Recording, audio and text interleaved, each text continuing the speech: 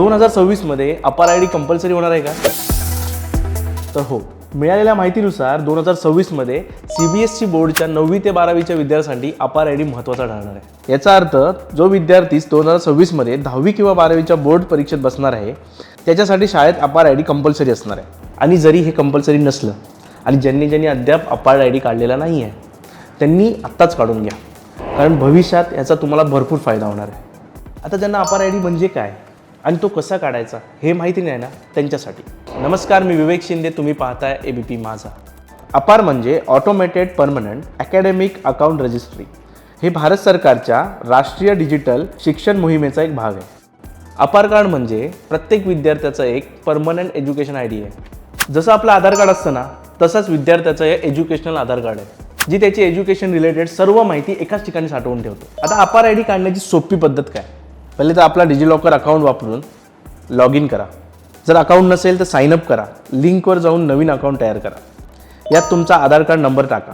लक्षात घ्या, आधार कार्ड असणं आवश्यक आहे। लॉग इन झाल्यावरती अपार आय डी सर्च करा, त्यामध्ये दिलेला फॉर्म फिलअप करा। जर काही त्रुटी असतील तर ते शाळा किंवा कॉलेजमार्फत दुरुस्त करून घ्या। सर्व माहिती पडताळल्यानंतर तुमचा आय डी क्रिएट करा। तुमचा अपार कार्ड तयार होईल, ते तुम्ही PDF स्वरूपात सेव्ह करू शकता। जर डिजिलॉकर मार्फत तुमचा अपार कार्ड बनवण्यामध्ये काही अडथळा येत असेल तर तुम्ही तुमच्या विद्यार्थ्याचे आधार कार्ड शाळेमध्ये जमा करून अपार कार्ड तयार करून घेऊ शकता।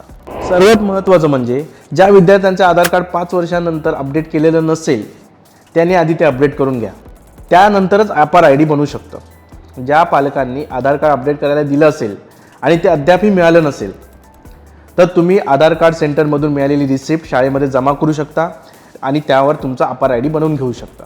तर अपार कार्डचे फायदे काय ते आपण बघूया। सर्व एज्युकेशनल डॉक्युमेंट्स तुम्हाला एकाच ठिकाणी मिळतील। तुम्ही शाळा कॉलेज बदलला तरी तुमचा रेकॉर्ड कायम तिथेच राहतो। अपार कार्ड डेटा हा NEP 2020 अंतर्गत एज्युकेशनल क्रेडिट बँक टेक्नॉलॉजीशी जोडलेला आहे। भविष्यात कोणत्याही शैक्षणिक किंवा कार्यक्षेत्रात प्रवेश करण्यासाठी तुम्हाला याचा मोठा फायदा होणार आहे। डिजिलॉकरमधून तुम्ही डिजिटल पद्धतीने हे सगळे डॉक्युमेंट तुम्ही जमा करू शकता। हे डिजिलॉकरशी जोडलेले असणारे सर्व डॉक्युमेंट डिजिटल स्वरूपात एकाच ठिकाणी उपलब्ध राहतात।